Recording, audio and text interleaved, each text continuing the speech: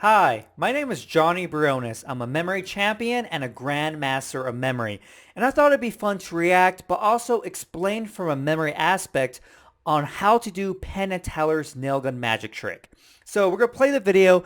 I'm going to pause throughout the video explaining how to use memory techniques to do the trick. So let's get started. Talking about memorization, and the trick looks like this. Now the nail gun is loaded right here, and it's loaded what's called a string, which is two pieces of rigid plastic that hold the nails perpendicular, equidistant from one another. When you pull nails out of the string, whenever the nail gun comes to one of those spaces, it still fires the air and makes the noise, but it does not fire a nail. So all I have to do is memorize this sequence. All right, so I'll pause here. So as you can see, it's a little straightforward on how to kind of memorize, right? You just need to memorize this nail clip.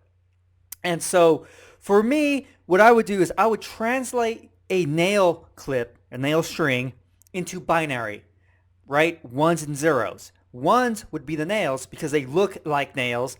Zeros would be the empty spaces.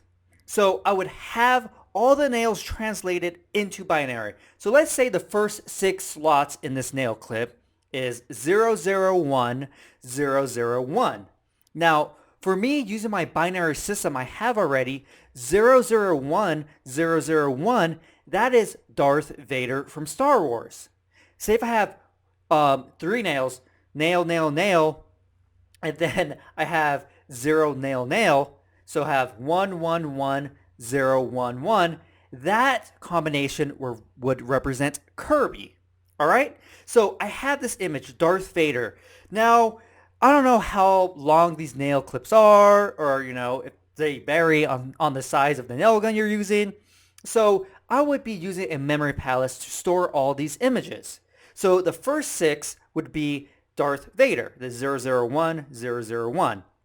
So maybe my first location in my memory palace, and all a memory palace is a series of locations in a specific order. So like my bed could be location number 1, bookcase number 2, closet location 3, and so on. So let's say my bed is the first location. I would see Darth Vader on my bed. Maybe he's jumping on my bed. Maybe he's cutting it with his lightsaber. No, whatever it may be. Then I'll move on to the next 6, which was Kirby, 111011. So on my bookcase, maybe I see Kirby sucking all these books in because Kirby likes to eat a lot. Okay, so he's sucking all these books in. Now, to recall the nail clip, well, let's first see how that looks like, okay? Memorize this sequence. And I can do this.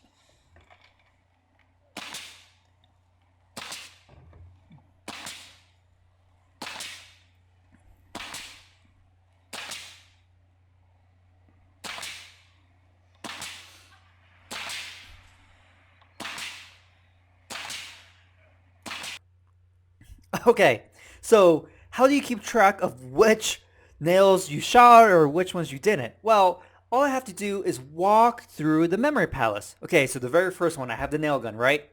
First location, bed. I see Darth Vader. Darth Vader represents 001, 001. Okay, so I have 2 blanks. Pachoo, pachoo. Have a nail in the wood, right? Pachunk. And then 001. Okay, Darth Vader. I have 2 more blanks. Pachoo, pachoo. And then I have the nail. Kadunk. In the wood. Okay, I got those 6. What's after that? I moved to the next location in my palace. That was a bookcase. I saw Kirby eating on the books. Kirby. Kirby is 111011. So I have 3 nails. Kadunk, kadunk, kadunk. Now I have 011, 1 blank. Pachoo. And then 2 nails. Kadunk, kadunk. So I would just keep going through the palace and recalling all the different images, translating them back into binary, and then since I know the ones equal the nails and the zeros equal the blanks in the nail clip, then I'll just do the appropriate thing into the wood or just shoot it in the air or in my hand, right? And so it's not too complicated, But it's risky because you're putting a nail gun to your hand, right? So it's not that friendly, but let's just see how this goes.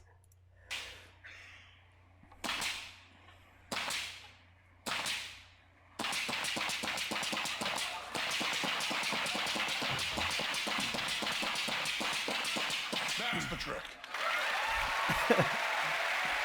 Now, that is a huge problem. So for me, when I memorize information, I have all these images, right? And I'm usually going through some different locations. But in my head, I have the images, I see the images, I'm recalling them. The issue is going from my brain either to my hand writing it down or to my mouth when I'm actually saying it. I go so fast in my brain sometimes, I physically can't keep up either with my hands or with my no mouth saying the words or the numbers. And so the issue is that I see it perfectly, but I'm not keeping up, so I jump and I might shoot my hand with a nail. So that's the problem of going so fast. So like for the first two I just gave you, right? 001, 001, 111, 011. Okay? We had Darth Vader and Kirby. So that's saying it fast, right? But doing that, if you, by accident, you like shoot an extra blank or something and you're going down, just because you couldn't keep up or you weren't keeping track of the nail, you're going to have a bad time. So let me go back.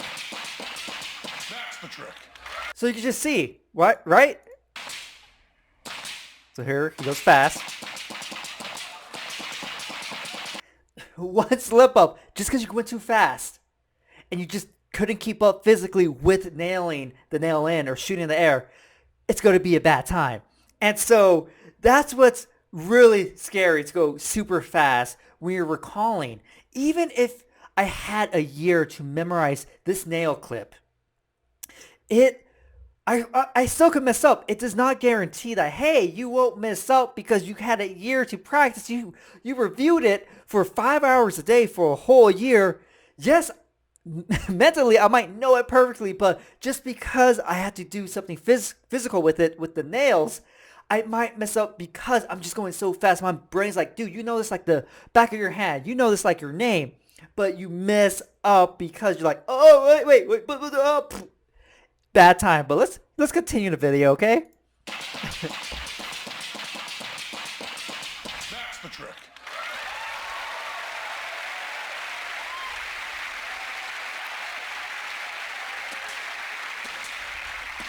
Now you've noticed by now that I'm not just alternating. As a matter of fact, the pattern does not repeat for the whole trick. Now, if you've seen a memorization act in vaudeville. Okay, so it doesn't matter what the combination for the nails are, right? In the nail string.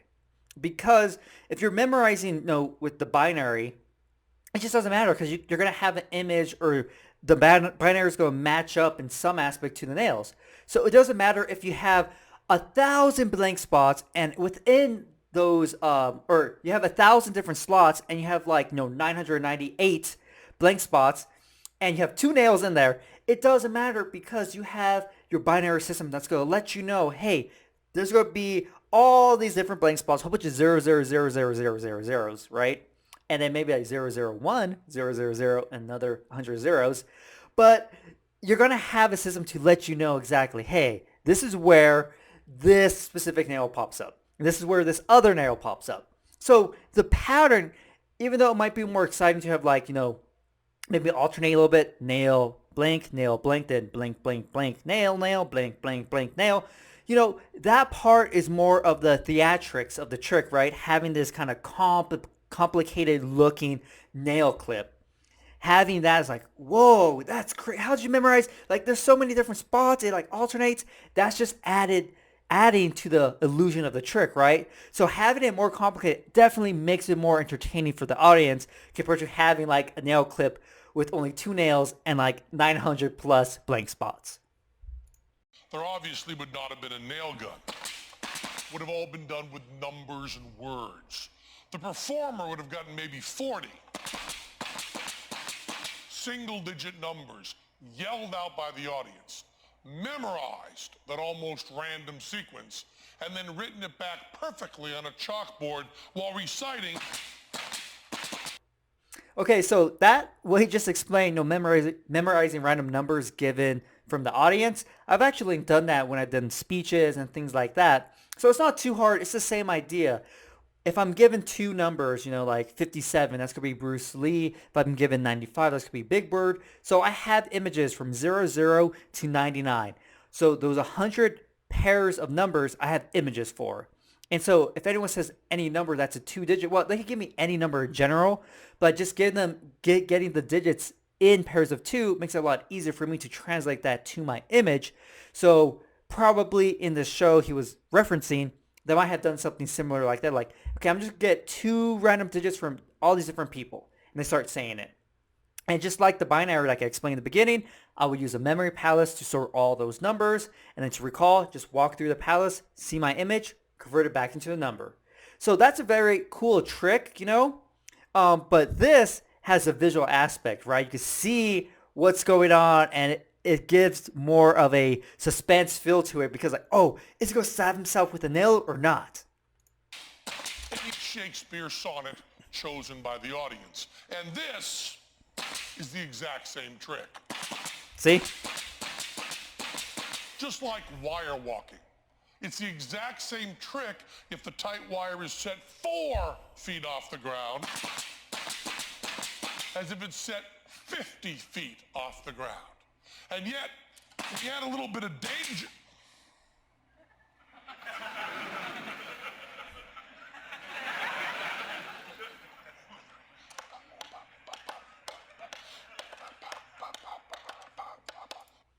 Okay, so let's talk about this. What happens if you lose your spot?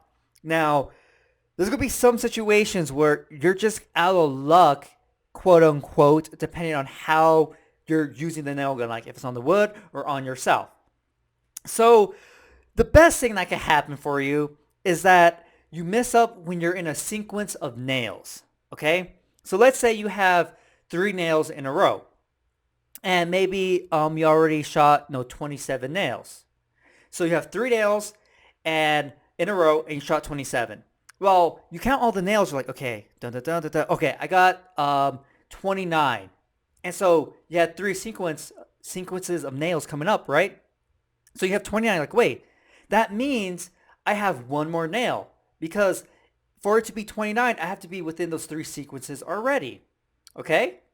And so that is a great thing because you can actually count how many nails there are. Okay, there's 29, and before I lost my spot, there was 27, and there's these 3 nails I'm on. Okay, so I am pretty confident, not 100%, but you are pretty confident that you are on the specific sequence. Now, there's always a chance that maybe you skipped a location. So, how I explained my memory palace, I was at my bed, then I went to my bookcase, but maybe I jumped all the way to the bathroom by accident, and there was a sequence of 2 nails and then a blank, right? So that will still give me 29, but now there's actually a blank and not a nail. So there's always a chance you jump like that. But let's say you didn't do that mistake and you're like 100% sure you're in the right location and all that. Then, then you can say with 100% confidence that you know the next one is a nail because mathematically adding all the nails up, there's going to be 30. And you shot 29. It's going to be the 30th nail coming out in the next clip or in the next slot. All right. So that's best case that you can have. Okay. Best case scenario is you have that mistake. The worst case is that you have a blank after a nail or you have multiple blanks in a row.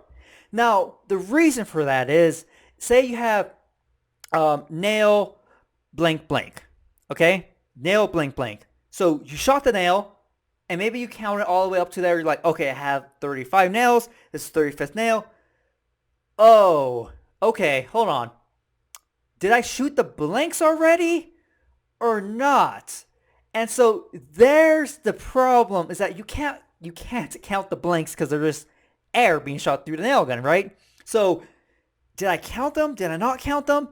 So now, depending on what's being done with the gun, right? That's all that matters. Because if you're not sure, you could keep shooting the nail gun into the board until you get back to a sequence you recognize in your memory, right? So say it's blank blank, and maybe you shot one blank, but you're not sure, and then you know two more nails are coming up and a blank. You're like, okay, I'm not sure, so let me shoot.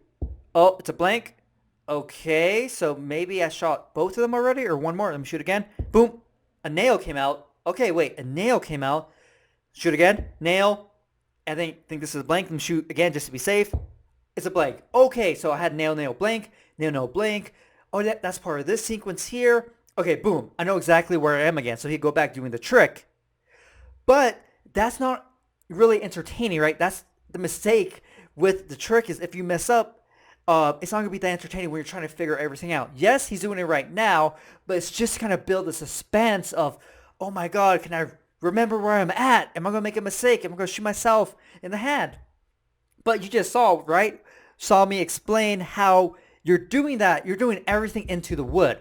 So it's not high risk, high reward type thing. It's not that entertaining because you're just using the wood to get you back to where you were.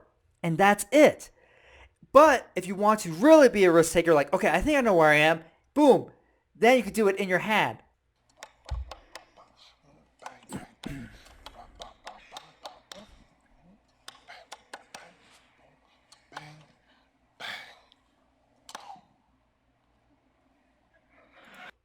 And I guess if you did memorize literally the entire act on everything you would say and all that, I guess you could reenact everything to get back to your position too. That's the thing. Um, I'm not sure how many people would actually do that. That seems like it's a lot complicated because then it's kind of more, I don't know, kind of more robotic when you're giving the presentation of it, right? If you're like, oh yeah, I have to make sure I do this or this. So that is a way you could do it to find your spot back if you memorize the whole act and know every single one of your movements. We're going to add a little bit of danger to the bit. It makes the whole show just a little more visceral, a little more exciting. See, that's the entertainment, right? Doing it that way, having that suspense compared to just going flawlessly, recalling all the nails perfectly, right? So that's kind of the difference between like memorization, pure memorization, and doing a show, doing entertainment. Because him actually kind of thinking about all that stuff, like doing things. If I had messed up, in my head I'm just trying to super focus, and I just might be looking at the board, not really moving or anything. Not that entertaining. Now, most memorization acts are magic tricks. They're lies. And we don't mind you knowing that because Teller and I believe it is morally wrong to do things on stage that are really dangerous. It makes the audience complicit in unnecessary human risk. Any doubts about this being a lie? I think that proves it right there. All right, and that's the trick. And like he was saying at the end of the video, it is a trick because he's not going to do anything that's going to be dangerous. And so this is not a memorization trick. It's meant to look like one and be super impressed. Like, man, this person can memorize this nail clip and get everything perfect. Wow, that's absolutely amazing. But like Penn just said, it's not memorization because you can mess up. And if you do mess up, and you're putting it against yourself or against Teller over there, it's going to end badly. So that's how you know it's not actually memorization because he just pretty much says it out. But if I had a year's time, practice 10 hours a day, $1 million to do that trick and to put it against myself, I would not do that because like I explained, those problems that could happen.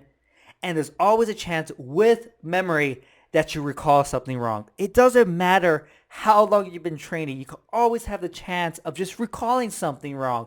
Just because you're going too fast, just because you're nervous and you jump a location, you just have a bad time. And it's possible. Not everyone's perfect when it comes to memorization. It doesn't matter how long you've known something. You can still mess up just by saying it wrong, just because something happens or you get tongue-tied in this, you get hand tight, I guess, you're shooting down, shooting at the table, shooting on your hand, and whatever.